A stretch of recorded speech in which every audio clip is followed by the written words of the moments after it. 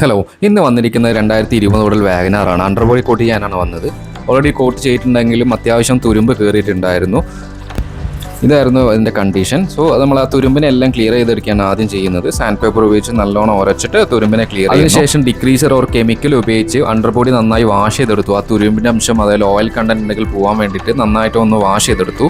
ഈ വണ്ടിയിൽ ഓൾറെഡി ഒരു കോട്ട് ചെയ്തുകൊണ്ട് അധികം തുരുമ്പ് കയറി തുടങ്ങിയിട്ടുണ്ടായിരുന്ന ചെറിയ ചെറിയ ഭാഗത്തേ ഉണ്ടായിരുന്നുള്ളൂ. അത് സാൻഡ് പേപ്പർ ഉപയോഗിച്ച് ക്ലിയർ ചെയ്ത് കെമിക്കൽ ഇട്ട് നന്നായി ഉരച്ച് ആ ഒരു തുരുമ്പിനെ ക്ലിയർ. അതിനുശേഷം അണ്ടർബോഡി നന്നായി ഫോം വാഷ് ആണ് ചെയ്യുന്നത്. കാരണം മുന്നേ ഉപയോഗിച്ചിരുന്ന കെമിക്കൽസും അതേപോലെ റസ്റ്റിൻ്റെ അംശങ്ങളൊക്കെ പോയാൽ മാത്രമേ നമുക്ക് അണ്ടർബോഡി കോട്ടിംഗ് അപ്ലൈ ചെയ്യാൻ പറ്റൂ. ഇല്ലെങ്കിൽ ഒരു ഫിനിഷിംഗ് ഇതിൽ കിട്ടില്ല.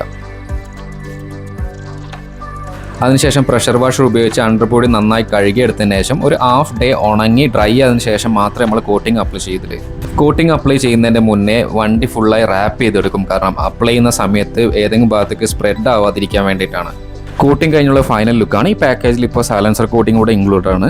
ഇത് കഴിഞ്ഞൊരു 4 മണിക്കൂർ ഡ്രൈ ആവാൻ വിട്ടതിന് ശേഷം മാത്രമേ വണ്ടി ഡെലിവർ ചെയ്യുള്ളൂ. മിനിമം ഒരു 1.5 ദിവസം നമ്മൾ ഇവിടെ വണ്ടി വെച്ച് പ്രോപ്പറായി ചെയ്തതിന് ശേഷം ഒരു പ്രോപ്പർ വാഷും കൂടെ ചെയ്തേ വണ്ടി ഡെലിവറി ചെയ്യാറുള്ളൂ.